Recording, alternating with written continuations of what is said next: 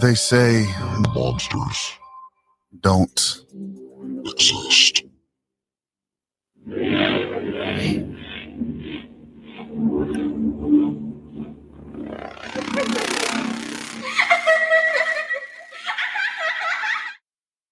But what if I told you they walk among us in plain sight? Imagine the chill creeping down your spine when the unsettling sensation of eyes boring into you from the shadows. Yet, when you turn, nobody is there. Picture yourself in a crowded grocery store, heart racing, as an inexplicable dread clings to you like a dark, dark cloud. Monsters are real. This is American Whiskey, and every Friday we get together for Sip and Solve, where we dive into the bone-chilling tales that remind us of darkness lurks just beneath the surface.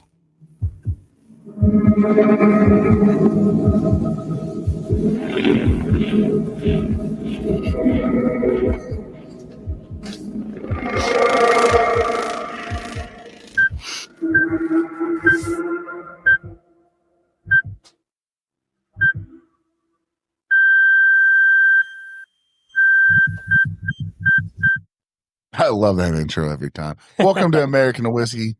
As always, I'm your favorite host in the whole entire world. I may not be, but whatever. Big Sturge here. We also have Justice League in studio. How's it going, guys? Peanut's no longer going to be a part of Fridays because unfortunately we're losing him on Fridays. Other than when he can be here, some special Fridays he may be here. We love Peanut.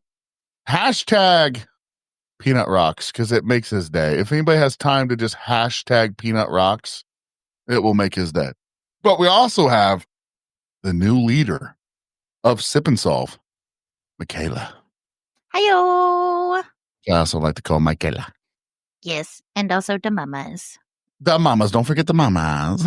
Mamas is there as well. Michaela, I don't know if you saw it, but our studio mascot was down here just a minute ago. Oh, no, I missed it. When you said our mascot is here, I looked behind me and I was like, oh, yeah, of course, Mama's is perching right behind my shoulder, looking over it like a little creeper. No, my dog comes with me most of the time. You said like a creeper? She is. Yeah, she is a creeper. And she periodically comes down here, says hi to us, but she hates us. Well, so what happened was he started bringing his dog over and she fell in love with my wife. And my wife, we own two dogs, but she doesn't fall in love with dogs, but she fell in love with his dog. Because she smiles everywhere she goes. And they just two peas in a pod. So we're going to do we are huge fans of wine. And I know it's American whiskey, but if I could go back in time and create American whiskey and wine, I think I would have, but we did it. So we do love wine here in the studio. Burned Out Winery is not only a great wine, but they're even better people. If you can make anything better than the wine they make, it's the fact that they're just amazing people. And you see in the front here, we do have the American Whiskey edition of Tradesman, which is a whiskey barreled blended red blend. Hopefully the Salmons are watching, they can put in there. I think we have another edition coming out, so we're looking forward to that. So keep an eye out for that. But we will do the commercial really fast because they deserve the spotlight.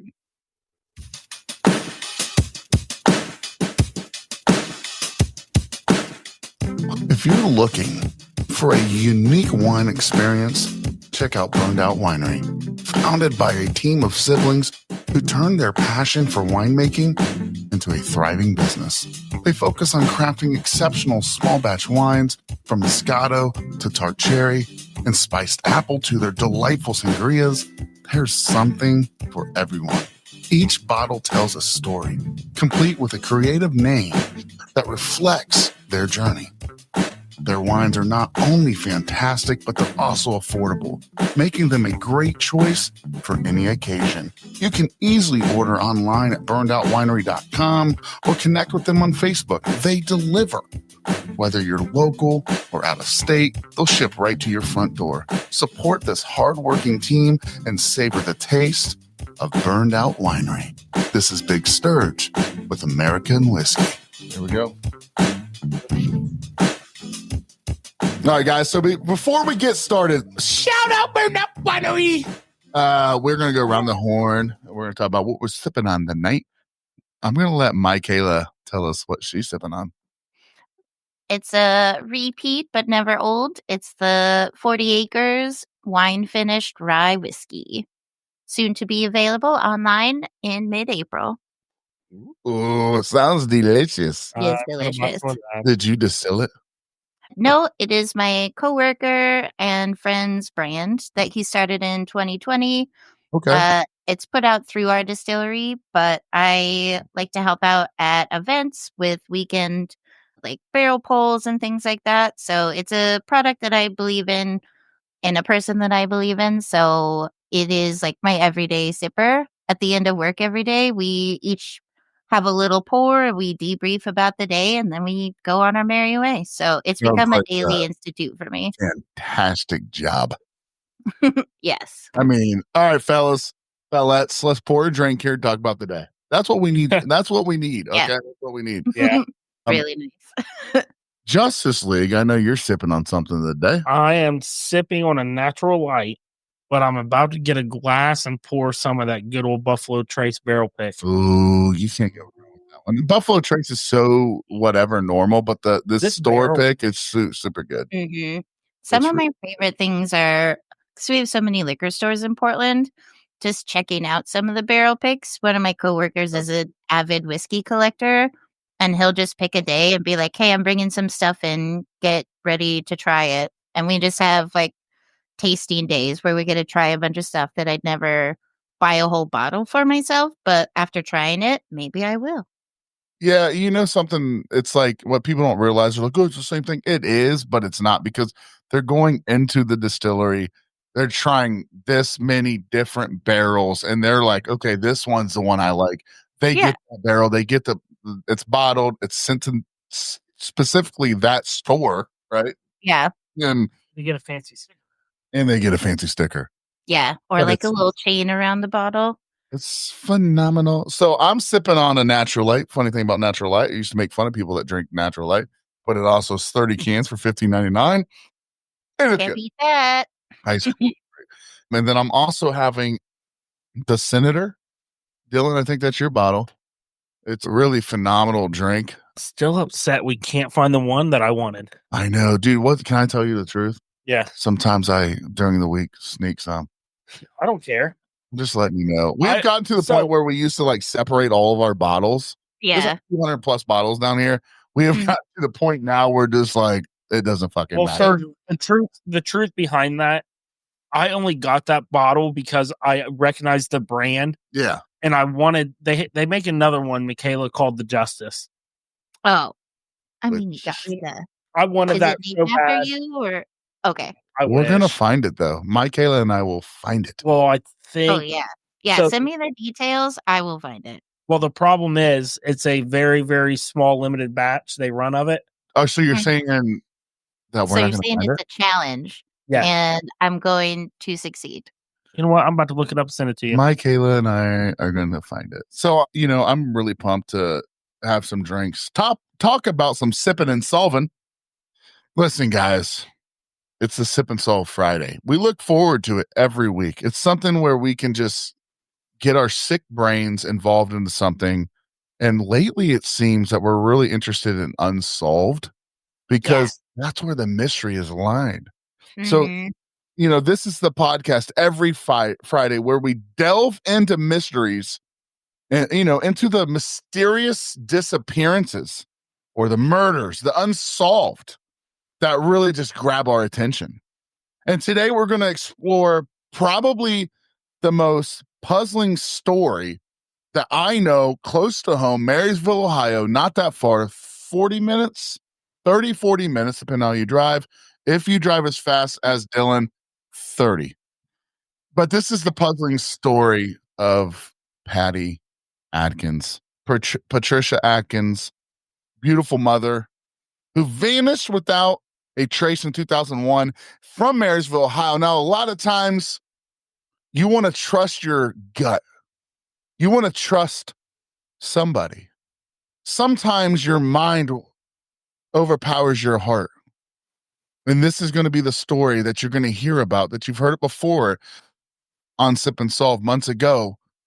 You're going to understand the fact that sometimes we make decisions that ultimately end your life, that ultimately take you away from a beautiful life, a beautiful job. She was a beautiful mother. She was everything that a human could want, right? She had everything going for her, and she fell in love with a married man. And today we're going to talk about it. If they're married, do not try to date them. It's not going to work out. And they're wanting one thing. They're wanting one thing. And, guys, we don't want that for you. We don't want you to disappear. So Patty Atkins was a really dedicated worker at the local Honda plant in Marysville, Ohio. This place has thousands of workers. It's one of the biggest places in Ohio that you could work at. And, people were noticing Patty talking to it sounds like this person was in a position of authority at Honda, maybe a boss, a manager of some sort. Many people, it was flirty. Yeah, very flirtatious. Yeah, go ahead, Michaela. Well, from what I found, they both were in kind of supervisory positions because she had started at the plant when she was 19. Yeah. And fast forward to 2001, she's 29. So one of the things, and we'll get to, but like when she clocked off, she's normally the last person to clock off. But because on the day of her disappearance, we had to, are you saying wait? Got it. We'll get to that. But so they worked on different lines, but she was also in a position of authority. So it wasn't at least the power dynamic. So here's the difference between the two authorities. I believe that she was more of a line, in charge of the line that she worked, and the authority position that he held was more of like the factory position. It seems like, he had they were both in management, but he was a bit high, he was a bit higher up. And he was a married man. He was a married man. And this is all supposedly according to authorities, it's all speculation, but it's not. It's really fucking not. It's absolute fucking facts, guys. Right. I wonder if she ever brought flowers to work. Well, right. And she stayed over in his office quite a bit, a little bit more than she should. And a long way around to get back to where they had to go. Right. Anywhere they could spend time together at work. Why? Because he was a married man. They couldn't go to Bob Evans for breakfast. They'd get caught. So the time they spent was typically at work. And, I'm going to... Sorry, real quick question. Do you know how big is Marysville? Marysville's not a massive town. I would say, a lot of people that are going to be listening to this are probably from the Springfield area. Population-wise, Dylan's probably looking that up as we speak. I know, sorry. I guess I could have looked that up instead of 73,000. No, that's Washington. It is not that fucking that's big. Why I said I was like, shit, that's bigger than the town. Like, it is 25,000 people. Okay. So it's not ginormous. There's a decent amount of people there. Yeah. But, she's talking to her best friend at work. She's talking to her sister, and she's telling them about the plans that she, made to go to Canada. And we're going to set this scene for you guys. Then we're going to go back and we're going to talk about it. But she made it with her boyfriend. However, on the night of June 29th, 2001, after clocking out of work, might I add, Michaela really hit it. Yep, She's normally the last one to clock out. Do not be sorry, because you really hit it for the next part. She's normally the last one, but this time she's 15 seconds after she's supposed to clock out, she clocks out. Well, and what was crazy about that is everyone said that they thought it was odd because the reason why she was always one of the last ones to leave is she would stay, clean her area, clean up her line, make sure everything was good. Mm-hmm. Yeah. And you think about 15 seconds, so every place I've had to clock in on a work computer is either right by the door or it's in the employee break room. Mhm. So, not knowing the layout of the Honda manufacturing plant, like to be clock out 15 seconds after midnight, You were you're waiting. standing there, you're waiting for the clock to strike. Then you immediately like put in your employee number, punch in your things. Like she was waiting in line to clock out. Yeah, and you know what's really after she clocks out, she mysteriously disappears from Honda from the fucking parking lot. Mhm. Witnesses actually saw her leaving, in her whites, which are the uniforms that are given to the employees. But here's the really sad thing. She's never heard from or seen it from again. She never arrived back from this Canadian trip. And I want to talk about everything in between this. I know there's not a lot out there, but Michaela, let's talk about the dirty details. Yeah. So, leading up to her clocking off, Patty had told her sister, I had conflicting sources on whether her family knew about her boyfriend being married or just her sister. But regardless, everyone who knew was not into it. She also had a young daughter, which this was wild to learn her name is McKaylee. Yeah. Yeah. Um, so she dropped McKaylee off with her sister the day before, said, I'll come pick her up on Sunday when we get back from this week-long vacation that I'm taking with my boyfriend. Her sister's like, you deserve the break. Like, I'm not supportive of the situationship of your relationship, but her but Patty had told her sister, like, he's totally gonna leave his wife for me. He's already made plans. Like, they were already on the outs. So I'm not creating strife. We just happen to both meet and be unlucky in love. Like, she's a single mom to a daughter. Yeah. And she didn't find someone at work that she really vibes with. And she told her sister, like, I found my soulmate. Mm-hmm. So her sister agrees to take her daughter, McKaylee. She's going to have her for the week. That's when she goes to work. She gets a ride from another coworker because she didn't want to leave her car at the Honda plant the whole week. So there's no car left behind.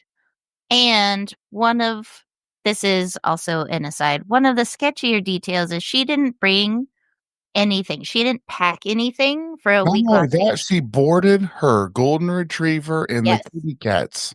Yeah. She boarded all of her pets in a kennel. She didn't hire a pet sitter. She was like, nope, I'll just put them away. We'll have them taken care of at an offsite facility. So she basically created a no trace situation. But she Her she car is did at create a home. situation where it seemed like she was coming back though, right? Like, Oh Oh, yeah. for sure. if you Yeah. it looked like she created that situation. I love what you're saying here. It's Yeah. it's dead on, but I also look at it as a fact, that she was planning on coming home. Right. She still had to pick up her daughter from her sister's house. Her golden retriever, Yeah. if she was going to leave forever, I'm sorry, but we love our pets, right? We love our dogs. We're not going to just leave them unattended for the rest of their fucking lives at a pound, right? Oh, You don't hell know what's no. going to, they're going to get fucking killed or something there.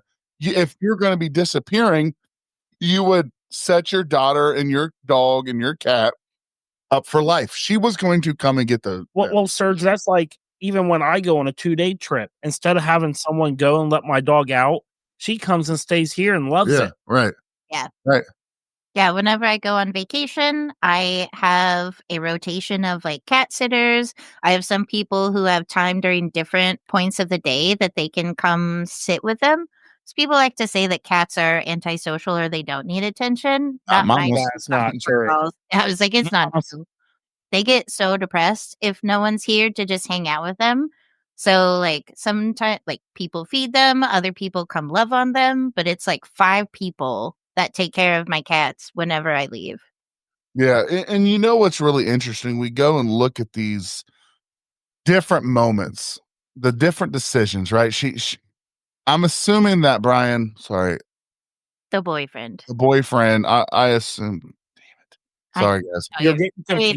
confused with Whatever. I'm not ashamed the of it. He's a laundry case. Yeah. douchebag.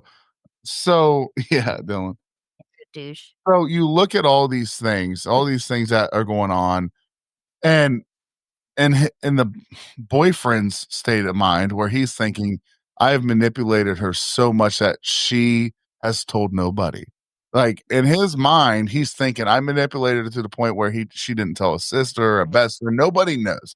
Nobody fucking has a clue. But he's dumb, right? Most men are. So what he doesn't realize is that she has 1, 2, 3 people in her life that know fucking everything about her. Well, Yep. that's Right? just, I wouldn't even say that's just a female perspective.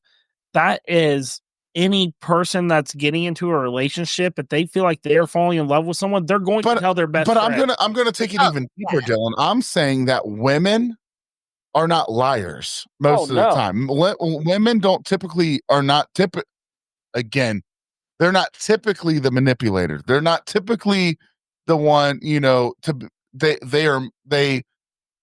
going to tell somebody, right? They're going to tell their best friend, their sister, because they're not stupid. She knew. Patty fucking knew in the back of her mind that something wasn't right. She knew it, but she was also chasing that love that she had for him. Yep. Right? So optimistic, but also like she wore her heart on her sleeve. She was hopeful. She was hoping, right? Let's look at these situations. We know for a fact that her and her sister were in Florida. They were at Hard Rock Cafe. Mm-hmm. And she gets him a shirt. She wants to get him a shirt. Yep. Right? For his birthday. Mm-hmm. She knew that that Patty had gotten him a phone. Okay. Well, the funny thing is, why did she get him a phone? Because he was married. Yeah, to hide. Yeah, I was like, because he was married. Is about what Sturge is saying is her sister actually told them exactly what the shirt was. Mm-hmm. Yeah. Actually, so we'll get to the investigation. Yeah. But I know look at all these things. And this, I just want to set the criminal mind here. In his mind, nobody knows a thing. I think he was relying on the taboo of seeing a married person, and he was probably counting on her having some element of shame and having some element of obviously he was keeping it a secret, so he presumed that she was finding the same thrill from keeping it a secret. But for her, it wasn't an affair. For her, this was her soulmate. This was her future. And you talk about those two different situations differently. Like if I'm ashamed of something that I'm doing, there's one person that I tell. But if I'm excited about something, but it's like kind of hush hush, there's like 3 people I would tell. Okay, so we're going to pause for a hot second because I think this is a great spot to throw Schoolhouse Farms commercial in. All right. Can we do that real quick? Schoolhouse Farms, you don't know who that is. This guy is the best farmer in Ohio, maybe the United States. I don't know all the farmers in the United States, but this guy's awesome. He makes kettle corn. He does the dip and stick. Yeah, so, sunflower oils. He does, if you're a moonshiner or a brewery, this guy makes it. He ships it. It's the best. Let's hit it real fast.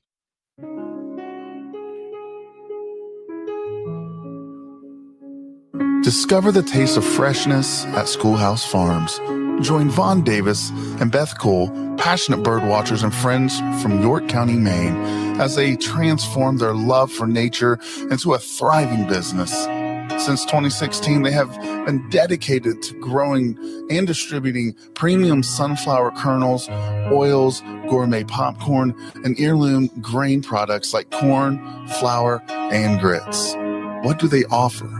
Birdseed suppliers, high quality black oil sunflower seeds for local markets, food retailers, a selection of sunflower oils, roasted kernels, gourmet popcorn, and heirloom cornmeal.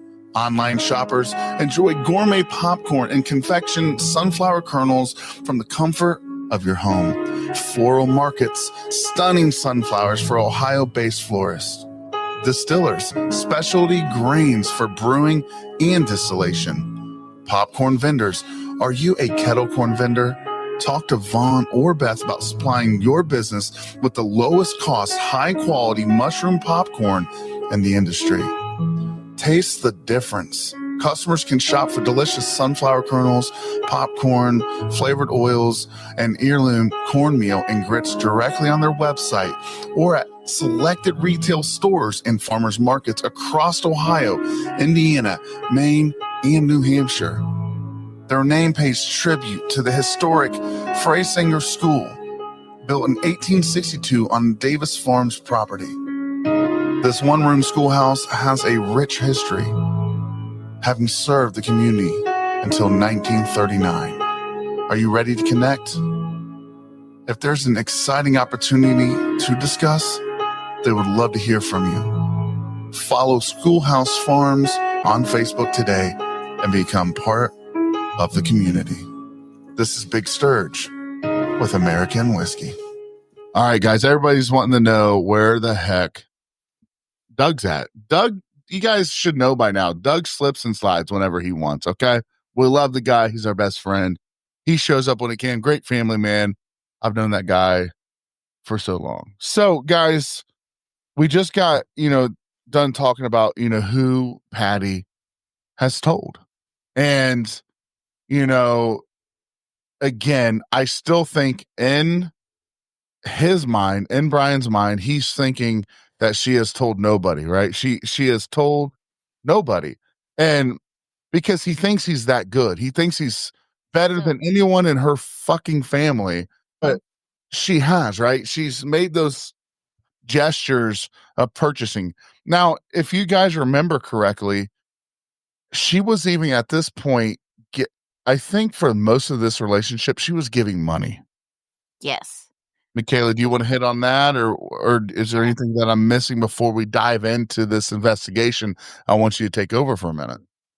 No, I think this is a good point to kind of bring up the money, because in terms of who she would tell, I don't know if I know at least she told her sister, but one of the terms, or his terms, of him leaving his wife is he and his wife owned a side business.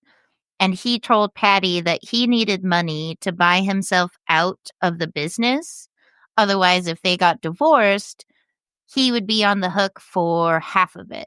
Mm-hmm. So he said that he was looking to try and be able to buy himself out. That way he could be free and clear.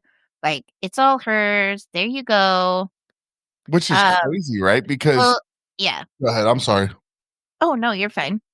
Don't apologize, Sturge. It's not last Tuesday. You can interrupt me now. Amanda and you had me on tip-top shape. I'm telling you. Dude, Sturge, I'm going to cut in real quick. Well, real quick. That was the plan. But didn't they actually use that money to expand the business later? Well, so here's what I was going to hit on. I think great question, because here's the thing. They have no idea what the fuck they did with the money. No. Business. But here's what I look at. So remember, he's manipulating, right? This woman has worked 10 years at Honda. Started there at 19. She's 20 fucking 9. Do you know how much money? She was setting up her future for her daughter and her, right? And working in a manufacturing place, like, that's probably a union job. They probably have here's the thing, though, Michaela. They had their own pension. Honda back in the day had their own pension. Mm-hmm. And so she goes to the bank. Even the teller was interviewed. Like, are you sure you want to take this money out? Or her financial advisor, or whatever. And they're like, yeah, So she's taking out sums of money at different points of time, giving it to him. She took out a second mortgage on her house. You're fucking silly if you don't think that wife knew a fucking thing about it. You are absolutely. Where does she think he's getting all of this money? Well, so Gordon hit this earlier and we didn't bring it up. Pop it up on the screen.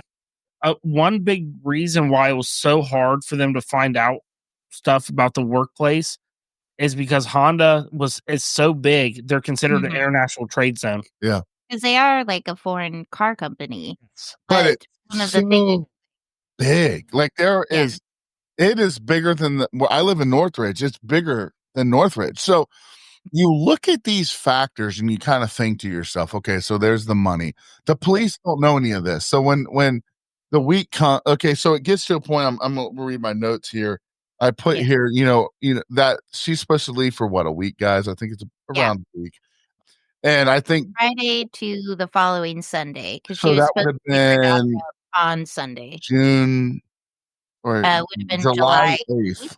Yeah. Yeah, July 8th. Thank you. Patty fails to pick up her daughter. Mm-hmm. She doesn't show up to pick up her daughter. Not a big deal. The sisters think, I think, and deep down, the sisters like, well, fuck, because. I mean, international travel. They're driving out to a But remote what does the sister know, Michaela? The sister knows, the work friend knows this detail. Mm-hmm. When I get off work, I'm going to have to get under the brand new tonneau cover, which we might add.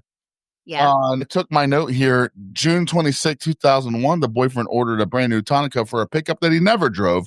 And that was put on the day before they even fucking did this. So the sister and the friend know that, we're talking before the police even find out. She doesn't pick up her daughter, so she's a little flustered. She's probably worried because she knows that she left her job and went into a pickup truck of her fucking married boyfriend that had a freshly put on tonneau cover.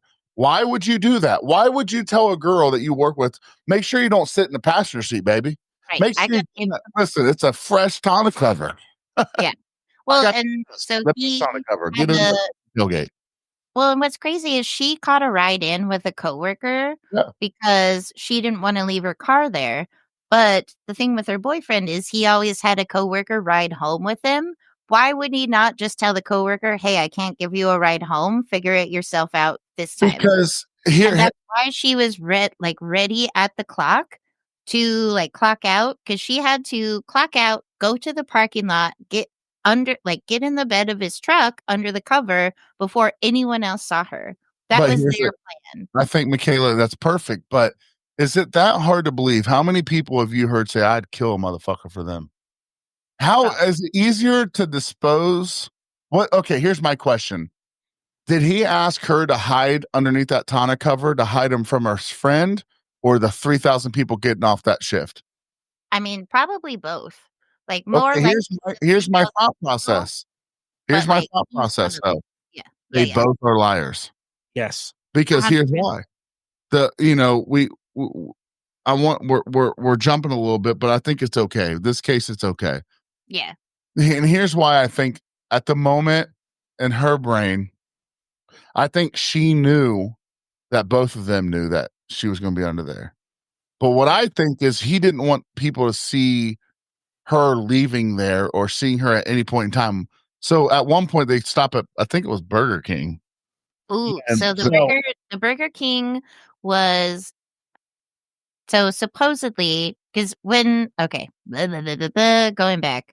So from the time that they clocked off. We have to keep jumping back and forth. Yeah, I know, because there's so much I was about to say, Michaela, I have the timeline from the police actually driving it. Do you want me to hit the timeline, or do you know it? No, let Michaela. Michaela, go ahead. I want to hear what you have to say here.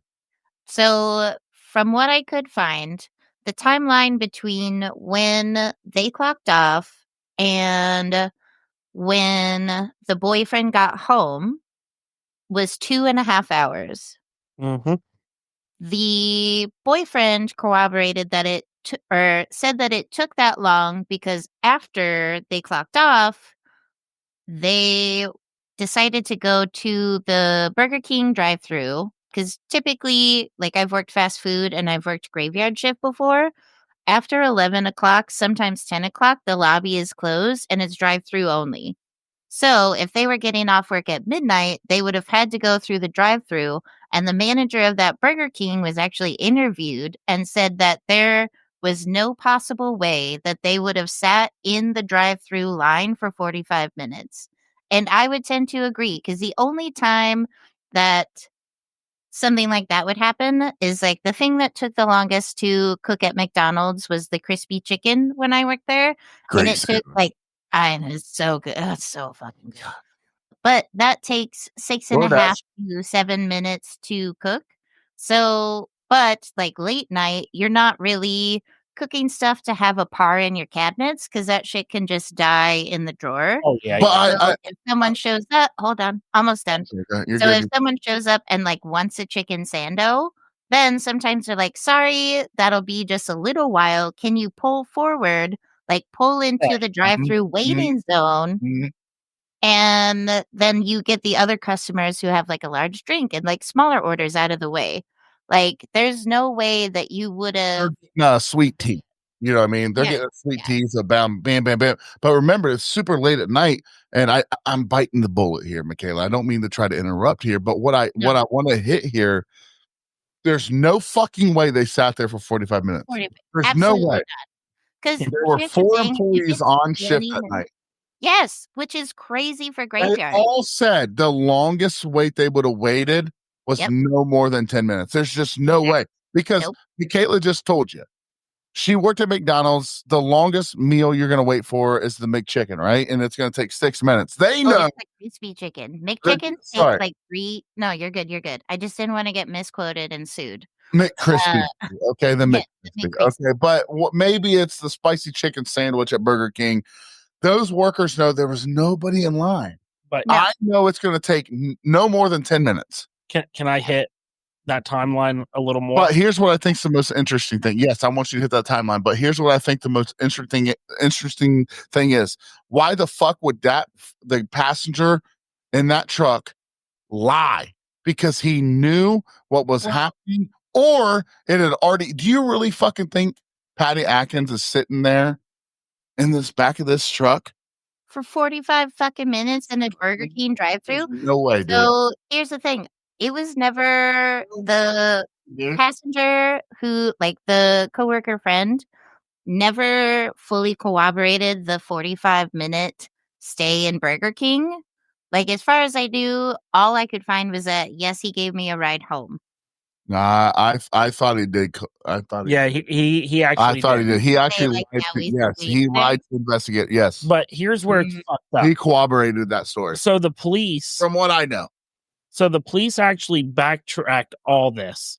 They started from Honda, and they even gave it a little grace period. Right. They drove. Say they started at 12:15 to that McDonald's or Burger King, whatever. It took them about 42 minutes to get there. Yeah. That's following speed, which, not all people do. Nobody does. So following speed limits and everything took them 42 minutes. Guaranteed Brian didn't. So say you're sitting, give or take 1 a.m. You didn't get home, and they said 45 minutes. Yep. So you're looking at 1:45. They lived close to each other. Right. What happened to that 45-minute span that's uncalled for? Right. I'll tell you what. I'll tell you what. Why? I mean, it's an hour and a half, really. That we're talking about because they're fucking killing somebody. Yeah, we're talking about an hour and a half because they didn't wait for 45 minutes, and it didn't take them 45 minutes. So I argued with somebody off of Patty Atkins' page. When I did I used to have a podcast called Review Report, and I used to investigate this episode or this case specifically. Yeah. And they were like, "There's no fucking way the friend knew."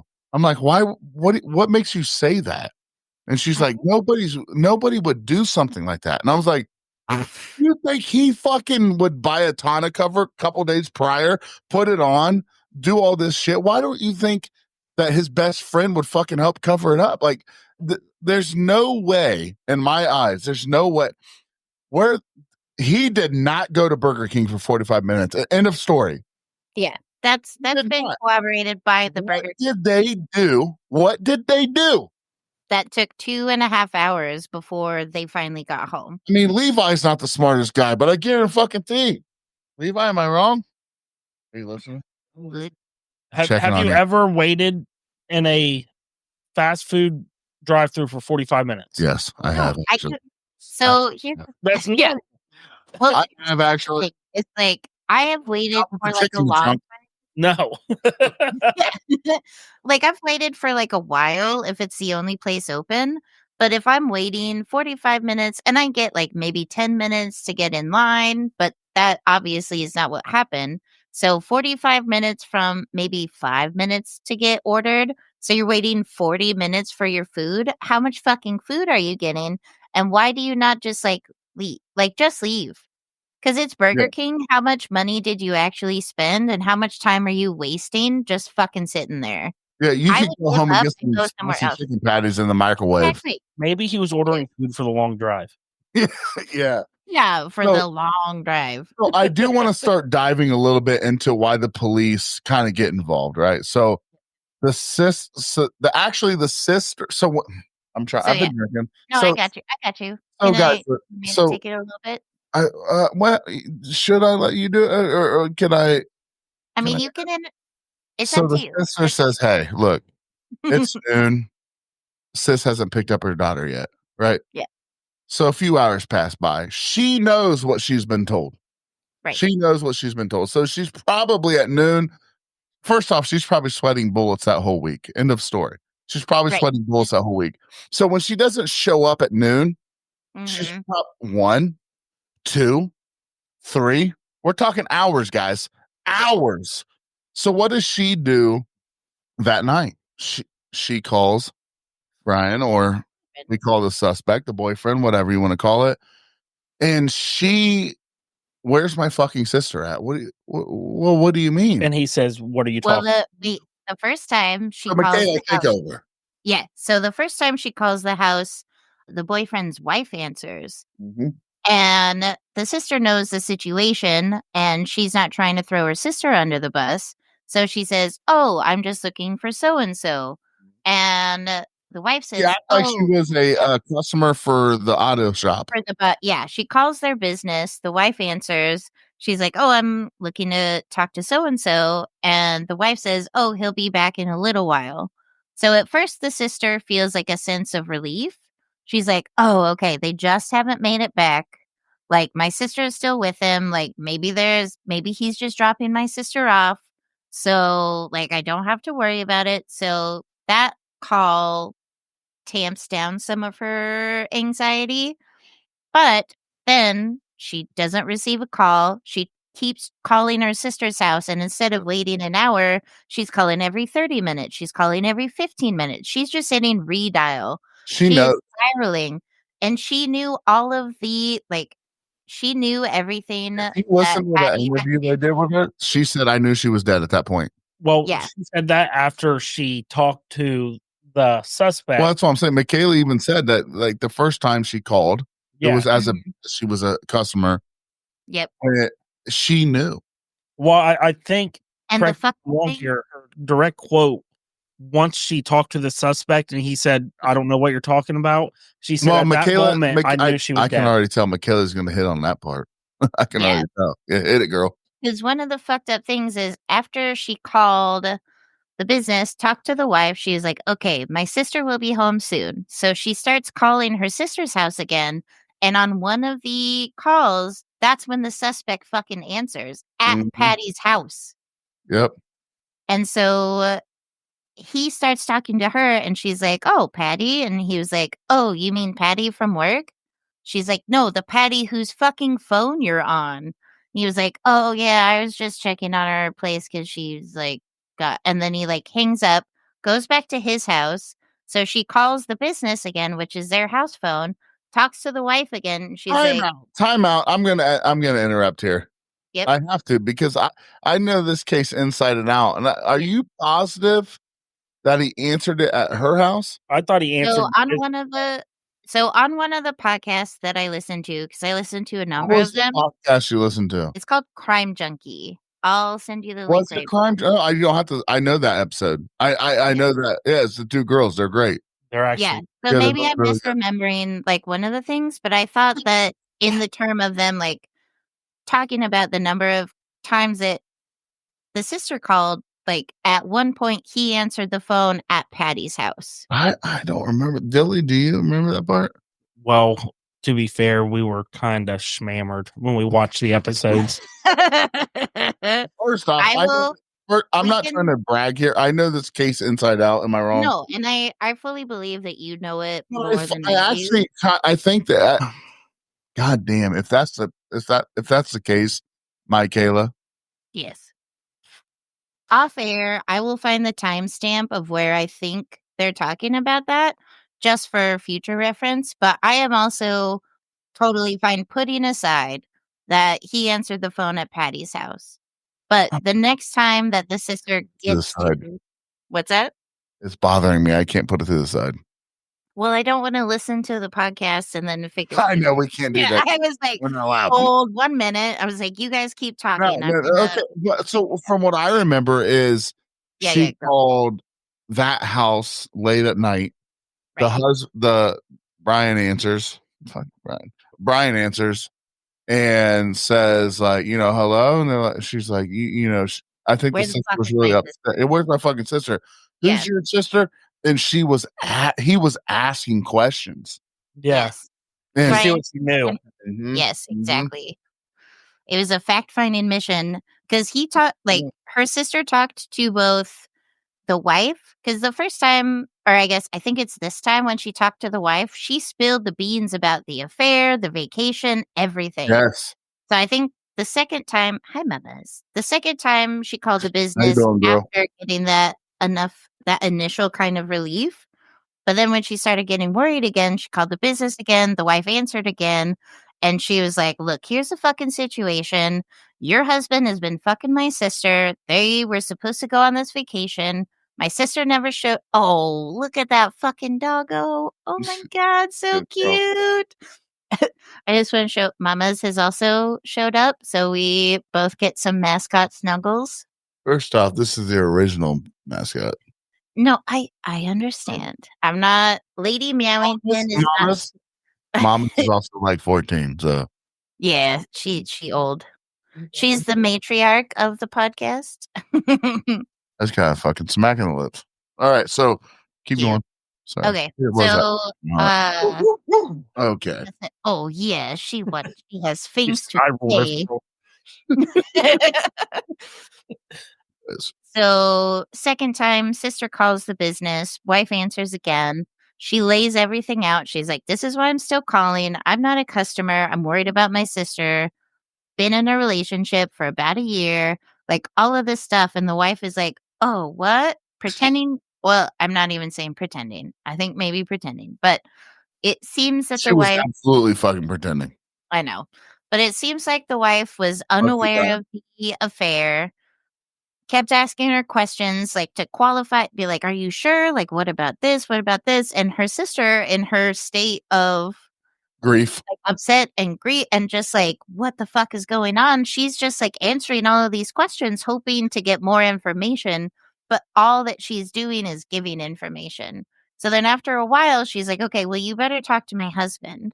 Mhm. So then that's when the husband goes on and he's like, oh, like Patty, you mean Patty from work? Oh, I don't really know her and all this. And her sister starts being like, I know that you did this, and I know that you did this, and I know you got this from her, and I know you got this from her. And she's just like, fucking don't play dumb. She's so frustrated at this point that she's like, you know all of this stuff because I know all of this stuff, and I don't even know. But they kept just asking her questions to see Well, exactly what she did know. they were manipulating, right? They were, for, imagine this. Patty's dead at this point, and Oh, they yeah. know that. Like, They there's know no that. question. They had a week Mm-hmm. Yeah. to dispose of this body. So I'd like to kind of go into this investigation after this conversation, right? After the sister talks to the husband and fuck it, Brian and the wife. Mm-hmm. And Well, read Dawson's comment. Yeah. I know if Dylan would have called Sturge and someone else answered, Dylan would have kept them on the line as he drove over ready for battle. Yeah. You want to explain? No, like he's dead on there. Like the part that confuses me, which it might have just been state of shock for her sister, was that she just didn't show up. Well, okay, I'll say I have a quick thing. So her sister was also in charge of her daughter.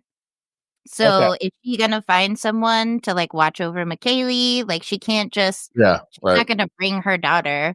Plus, she now knows that there are at least two people there who are being intentionally misleading and also aware of the situation. So if she just drives over there, is she walking herself into a trap where like they know that she's coming over? And if they're already in on it, is she just going to get herself murdered too? Right. I could see in a state of shock, like not knowing what to do. But I think if her sister like had gone over there, it could have been worse because she could not have found anything. If anything, she might have stumbled on a situation that she didn't need to, and she could have been another victim. Mhm. Right. And Austin, that might be the bullish idiocy of males. We would have just ran in, not looking at every situation like, oh, I got to save my friend. Yeah. Yeah. So I'd like to transfer this a little bit. So let's get into, the police know that she's not been there Right. for a week. The sister's calling the cops. Like, they're sitting in there like, what do you know? We've got a best friend from Honda that doesn't even know the fucking sister telling the same fucking story that the other person's saying. So they're like, all right, let's figure out who the boyfriend is. Yep. Because nobody actually knew at this point who the boyfriend was. So they go in there, start doing interviews. They're like, who is it? Well, What? they did have some suspicion, or at least some of the Honda people. That's what I was Yeah, saying. that's what That's he's what I'm saying. saying. Right. Like they hear from the sister and the best friend. Yeah. Who is that? Well, we're not quite sure, right? You know what I'm saying? Like they got the phone number, but they go into Honda and everyone they talk to, they know. Yeah. I already fucking know because like she's not on her top of her game on the line. She's always over here taking a long walk around Honda Yep. with this guy. So they get a court order. They get a court order to go ahead and just bombard the house, do a search warrant, do the whole fucking 9 yards. And Well, they start go ahead. so at first, when they got the name of the boyfriend, they just went over to talk to him. They didn't have a search warrant. They didn't have anything, but he was like, I don't know what's going on, but like, feel free to search my house, like search my business. Yeah. So they didn't even have to go through the courts. He was kind of pretending like, I've got nothing to hide, so you can fucking look at everything. And that's they actually didn't get a search you're warrant, fine. but they would have been able to for Oh, sure. yeah. So Oh, they they go in, totally they go would've. into his property, they go to his business, and they go to his house and they find a birthday card, a t-shirt from Hard Rock. Remember Letters. Hard Rock? You guys Letters. remember that? And money bands. Yep. They're like, what are these fucking money bands? So they remember what we talked about. Yep. $90,000. There's a reason we're jumping back and forth here. There's Yes. $90,000 of missing money here. Here's the money band. Okay. How can you explain this? Here's the thing. He's a manipulator. He thinks he's smarter than everyone. Fuck you, Brian. You think you're smarter than everybody. Everyone knows that you did it, buddy. And so he's like, oh, it was my birthday. I have no idea who that is. She just bought me a birthday card. And That was his response. right. Which is crazy because Fucking birthday card to somebody they barely The know. thing that gets me the most is the sister told them the exact shirt Yes. they would find. Okay, Yes. so we go back in time, and you guys remember. Go ahead. circling back to the card before we get to the shirt, him saying like, oh, it was just a coworker birthday card. Well, they had like over 1,000 people working at the Honda plant. So if it was like a company birthday card, other people would have signed it. Like And not there was even, and there nobody was no other signatures. Like Well, if then they even go if looking. they didn't get everyone on shift, they weren't even on the same line. So there would be no reason for her to get a birthday card together for him who worked in a different department unless there was some sort of personal connection. So there's also other things that happen during this search, right? I don't know if they come back later for the concrete search, but at Yeah. some point there's a fresh concrete laid. Yeah. On the property, there's a random spot of concrete. A lot of times when you buy concrete from a truck, they'll Yeah. have a little bit extra. But there's just a random spot of concrete. A cadaver dog comes in, hits on it. They go, they find nothing. But here's the thing. They start investigating and they investigate the business. Dylan, you said they investigated the home and the business. They absolutely investigated the business. They also realized actually one of his workers for the business fucked up. They're like, well, there's a tonneau cover up there that he just put upstairs. And they're like, what fucking tonneau cover? So they realized in June 26, 2001, the boyfriend orders the tonneau cover for pickup. That is a business asset. which is a business asset. He brings it back. They install the tonneau cover after I think it was, so she went missing, and then the very next day the tonneau cover comes off. They put it back up in storage. The police take the tonneau cover. They take it back to the shop. They find Patty's cat's hair on the fucking tonneau cover. But that's not a fucking enough to arrest the bastard. Because they're like, well, they work together. Well, they work together, but they worked nowhere fucking near each other. And they also worked nowhere near her fucking cats. That's what, right? Like, I know owning cats, I bring my hair with me to work. I do my best. Shame but on like, you, but she doesn't, like, at least in like international train zones, and depending on what kind of environment they were in, a manufacturing thing, when you change into your work clothes, you leave your house clothes, or like you wear a clean suit. Here's how the cat hair got back there. She fucking climbed back in the truck. Right, exactly. That's how the cat hair was saying. Sorry. Normally, factories like this, they have their own personal lockers. Yeah. Yes. And this day, she did not go and change after she clocked out. No, she left wearing her work uniform. Here's where I'm going to go at it. And you know what? I'm sorry to anyone that thinks like otherwise, but you how the fuck do you not arrest this guy after the fact that you find a fucking cat hair from? It's not, dude. I've seen and witness people go to prison for way fucking less. Way fucking less. So not only that, they find a speck of blood on this fucking tonneau cover. Yep. Guess what? It's still sitting in evidence. Fucking run the blood. Because it's either going to be Patty's, or it's going to be his, or it's going to be the friends. I think one of the hard things is, like, we've talked about different serial killer evidence, and there's like a larger sample, and sometimes law enforcement has to weigh the pros and cons of such a small sample. It's like, at this point, technology has advanced to a point where you need a progressively smaller sample in order to try and evaluate it. But at the time, and at the time at 2001, the sample was so small, there was a huge risk of having to run the entirety of the sample, and it's still coming back inconclusive, and that would have destroyed it. Okay, it's 24 years.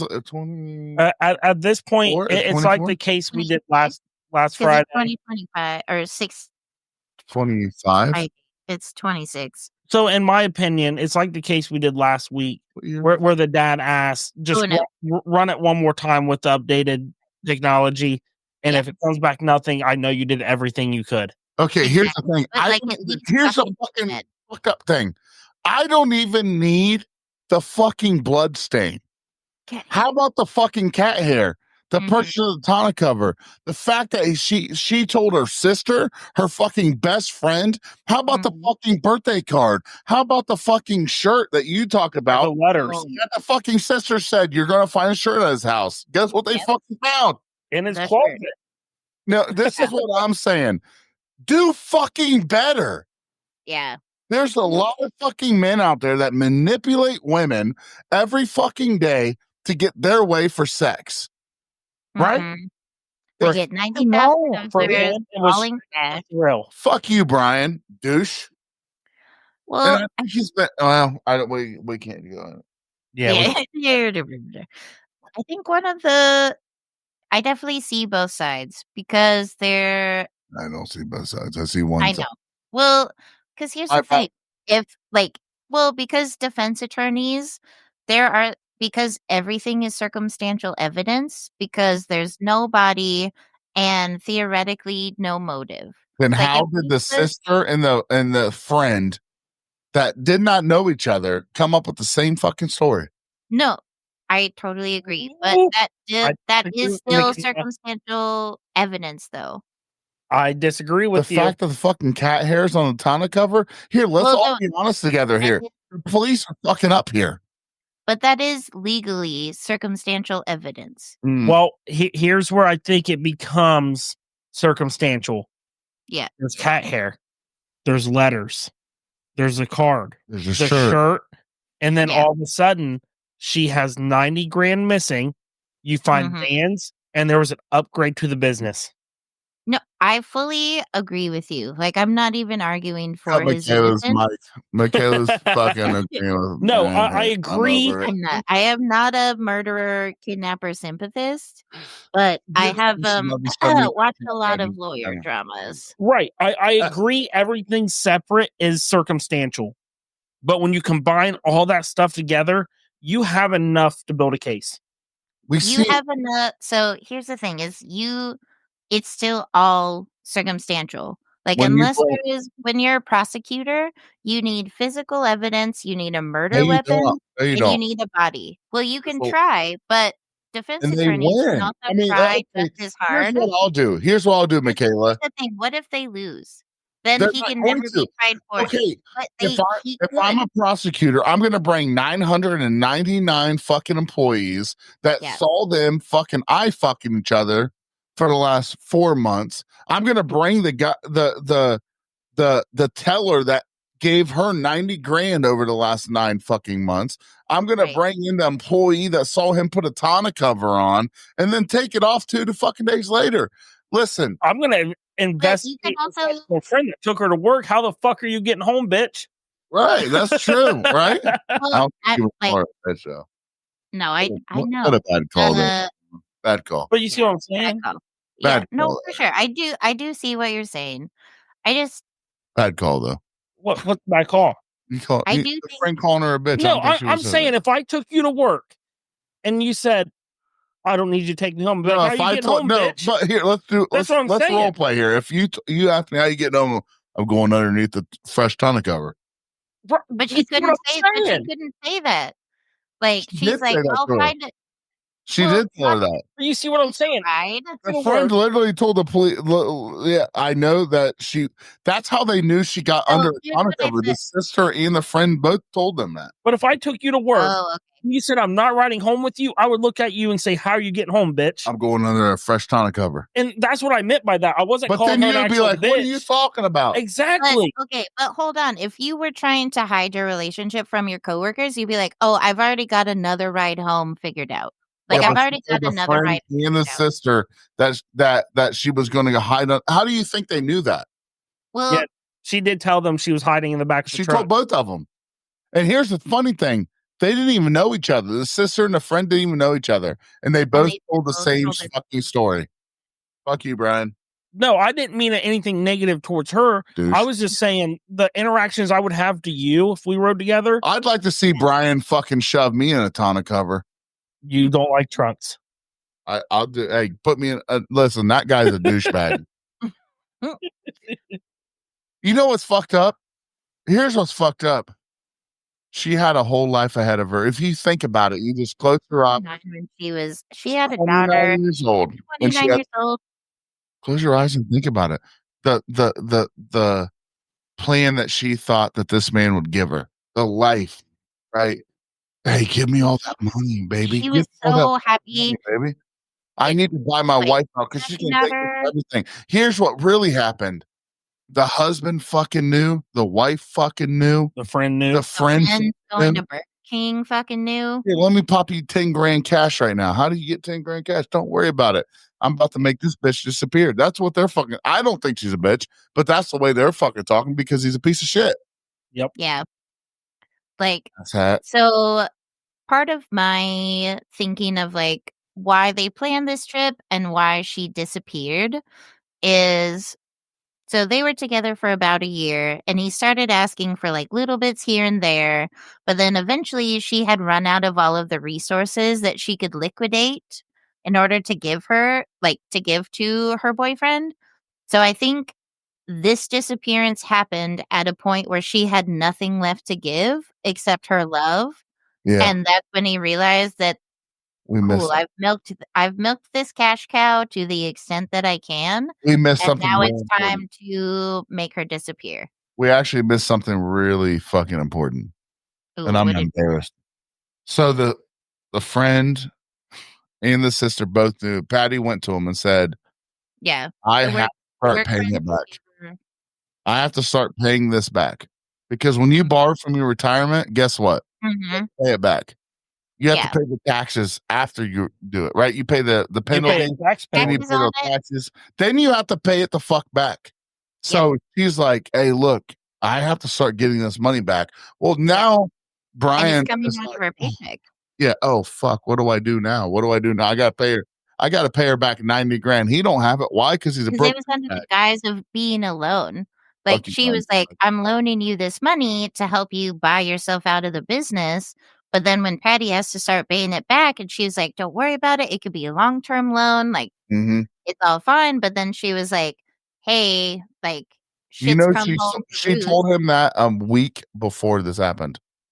She told him a week before that he was gonna have to start paying this back. Start paying, yeah.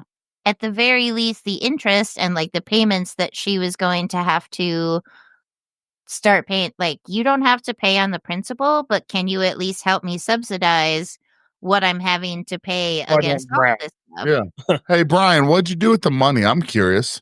Yeah. Put it into that business. I don't think it And was, man. I think they lived a I think they a have life. a little squirrel, like a little nut nest. I Like, think this is all cash. so I read reports that friends even said that they were living a lavish lifestyle.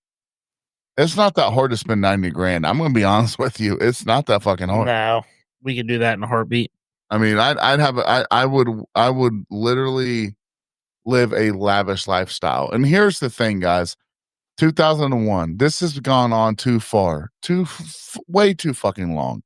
Somebody knows something outside of the suspect, outside of the friend, outside of the wife. That's 3 people. And I think that somebody knows something.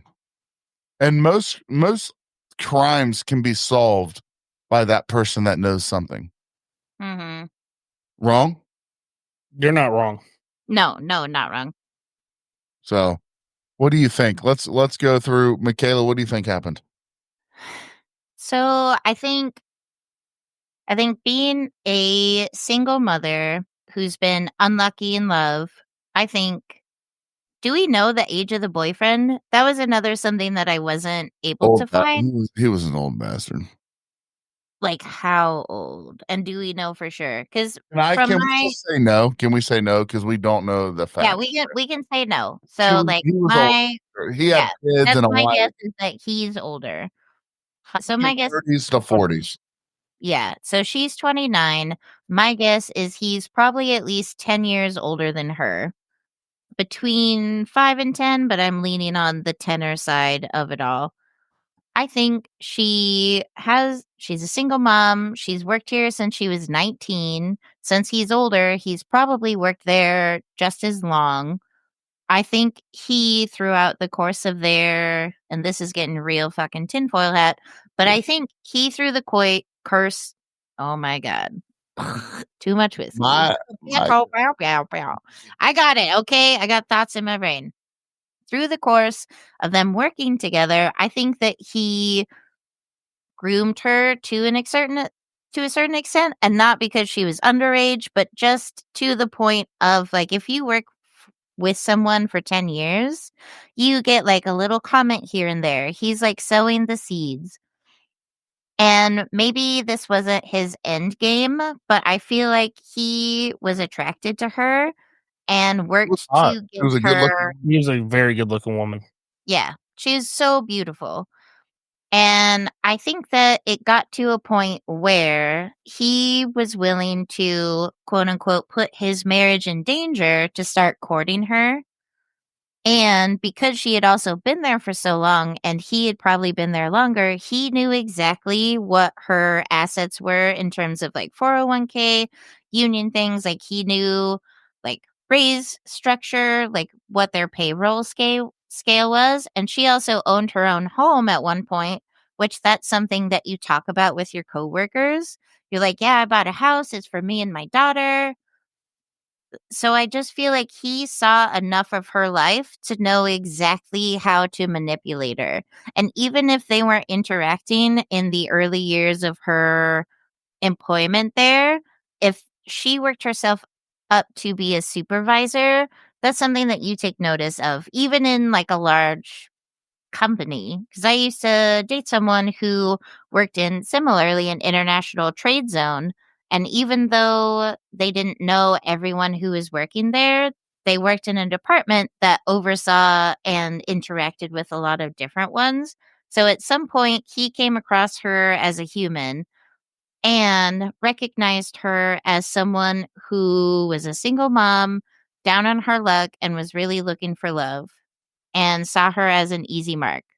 All right. So, Dylan, what do you think? Do we want to hit Austin's comment or I, just I, Yeah, that? I want. I want to hit what you think happened. I think they had already spent the 90 grand. They had no way to pay it back. The friend got paid off and they got rid of her. They had a week wife to knew do it. about everything. And because of all the You money, just hit Austin Smith's question, right? Who would have be The your friend. best guess that would know the something? friend knows what happened. Mhm. Good. Yeah. So here's what I think happened. I think this was planned, right? So I think a week Mhm. prior to shutdown, I think the friend went to his best friend at work and said, "Hey, this fucking bitch has got to go." Like the wife Yeah. and I, we spent 90 grand of this woman's money. I cannot pay it back. And so he's like, "All right, I'll do it. Here's 10 grand, by the way." Yeah. Whatever it was. It could have been $800. Who Yeah. fucking Yeah, knows? yeah. There's a Like, lot of pieces of shit here's guys out my you're my alibi. We there. sat in Burger King for 45 fucking Yeah. minutes, How much did and you say your car payment was? 400. Here's 400. well, Right. honestly, So here's 1600. yeah. Here's your car So payment for the un, next 4 un, un, fucking months. un, Don't fucking worry about so it. we talk about who would know something. Well, here's my thought process. So that they do away with it. The wife, I don't give a fuck. She knew. Women are not stupid. They're so brilliant. They're so fucking smart. They know. There's also a lot of piece of shit women out there, right? Yep. They Mhm. know what's going on. They know you're laying the pipe, but they want the money. So who gives a fuck? Do what you got to do. Oh, she needs the money back. We don't have the money. So Right. figure it out. Yeah. Yeah, we Well, don't have the fucking money to pay you back. So then you get a hold of the friend. Do you think that friend kept that secret to himself all of his fucking life? No fucking way. That friend has friends that doesn't even know those people. He got drunk one night, shared the fucking story of Patty Atkins. I guarantee outside of Brian, his wife, and that friend, and unfortunately Patty Atkins, who's dead, somebody knows something. yeah. They do. Somebody has fucking heard something. I'm sorry, Marysville police officers. The sister told you the story. The fucking Yeah. friend told you the story. You found a bunch of fucking shit. Do your job. Really fucking Well, sad. I think Really fucking also sad.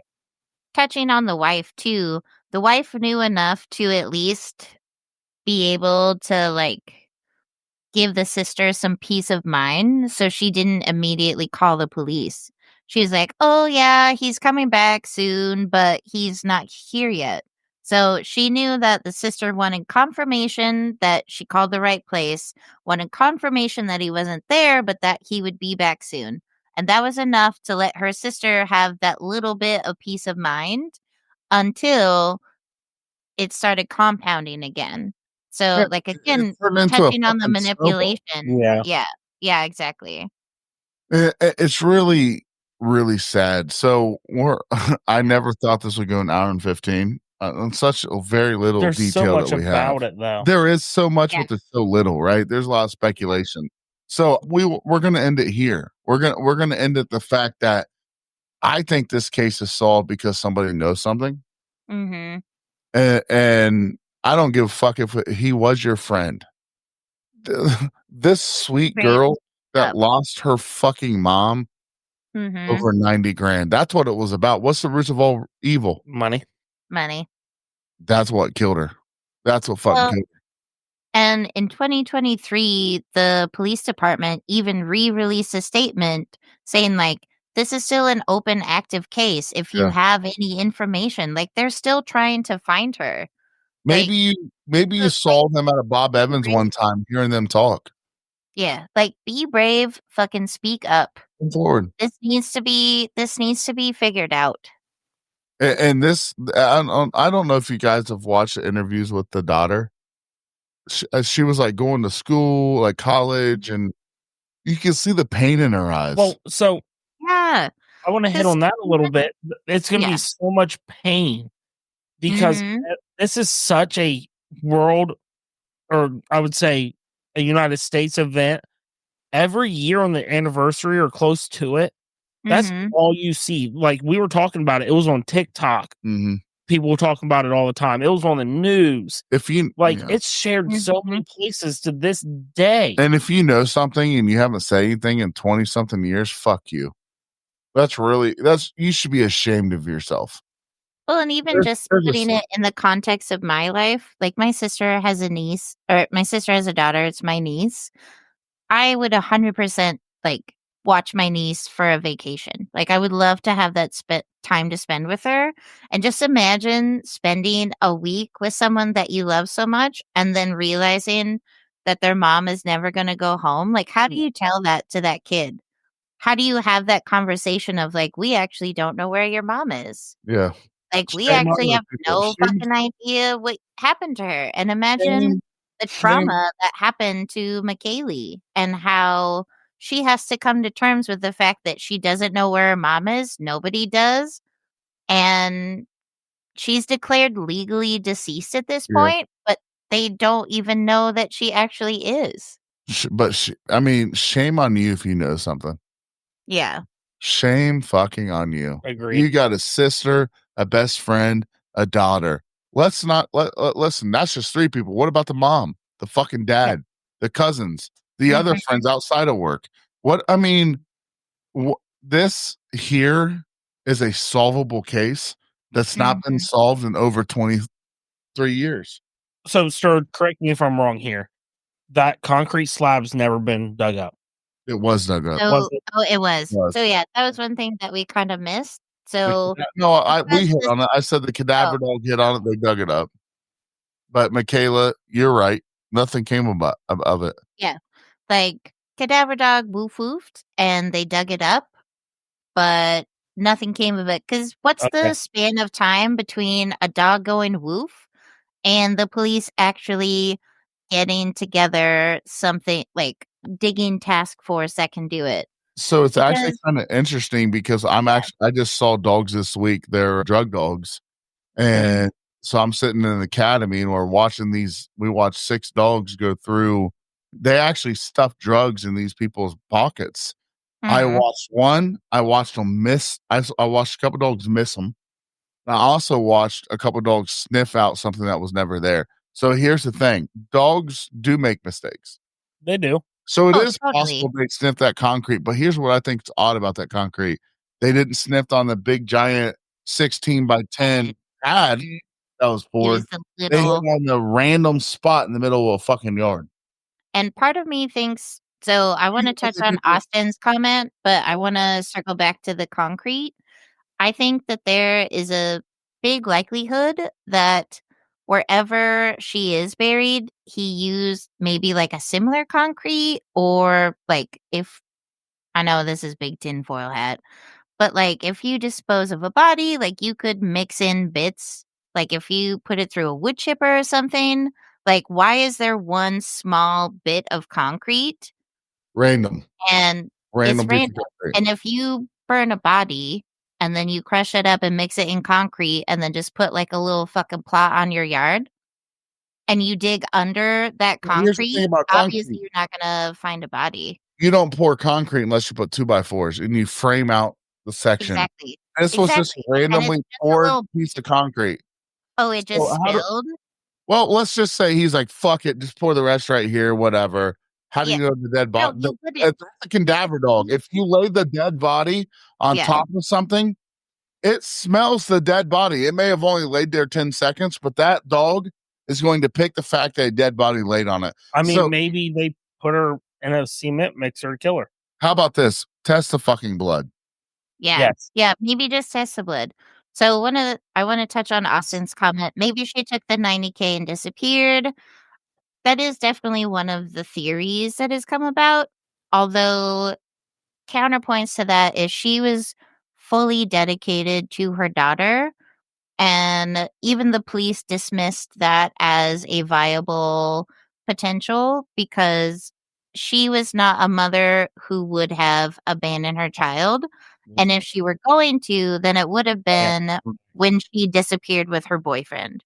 Like if the Yeah, two of them had disappeared, then I could see maybe she bled her finances, took the 90K, then maybe he came back. He was like, "We're gonna run away together. Give me all your money." And then when they did go to run away together, that's when he killed her and then just came back. I could see that. But I don't think that she would have been someone who would have left her daughter and left her pets behind in that way. I mean, she got her pets taken care of for a week. Right. A Like they week. were in a kennel. She Yeah. didn't take them to the pound. It's a paid per day, per week, whatever situation.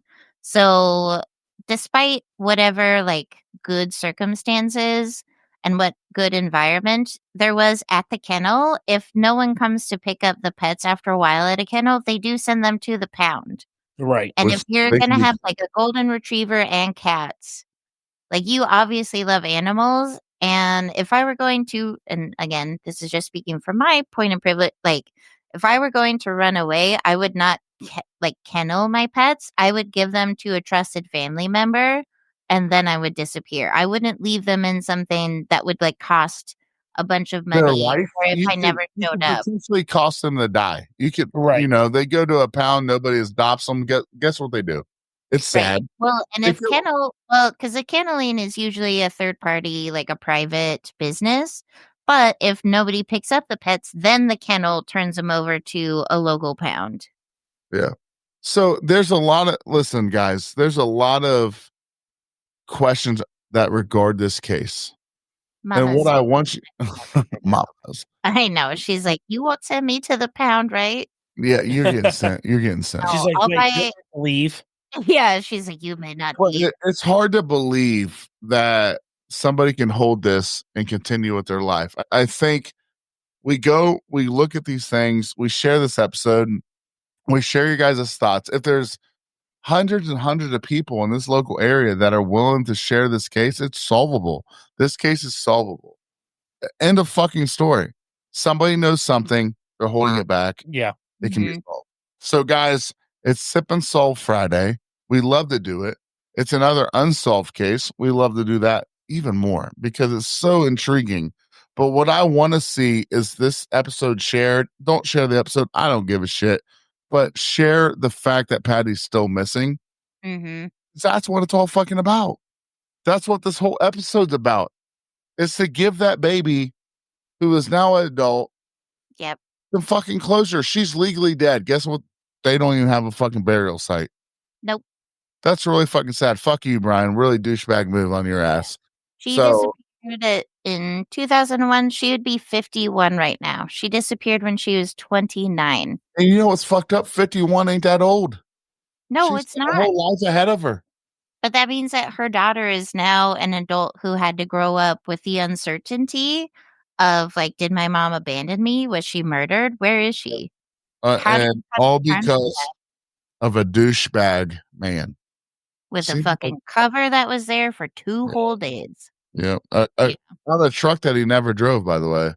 Yeah, that was a business asset. And, So we forgot to touch on this real quick. I know.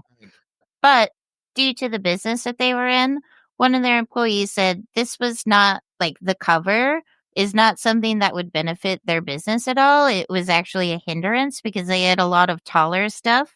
So for him to get that kind of cover installed on a business asset on the business truck was yeah. actually something that stuck out as weird because it would not be helpful, even They though even it was asked, I touted as think a Michaela's on something here because they even asked the person that Yep. told him about the tonic cover. Yep. He's like, I don't know why the fuck he'd buy that. Yeah, exactly. I have no idea why that would We're be hauling installed fucking on a cars. business. Like, Yeah, exactly. It makes no sense that that is something that happened. so That was Aaron, something was purchased and installed. Ian Right. Sparrow just asked, "Where's Brian, his wife, and friends now?" I shouldn't use the name Brian, but he is a douchebag. From the research that I've done, they are divorced. The wife's never said anything, and the friend we have no clue about. We don't even know the name of the friend. We just know that the police, even Stiers said on the episode that he went to Burger King. We know those things. But what we can do is share this case and say, let's fucking solve it. Oh, 100%. Let's fucking solve it. So, guys, we're at an hour and 27. I think we said an hour on this, baby. Like we said it was going to be I short. know, we were like, it's not 45 going to minutes. be 2 hours. And we're like, well, but we could speculate more. We can speculate more, but I like we're to not talk. going to anymore because I know. this case right here, I think it's solvable. Share the fuck out of it. Let's figure it out. So we're gonna do what we always do on Big Sturge. I'm Justice League. I'm Michaela. We are American American Whiskey. Whiskey. Don't leave, Michaela.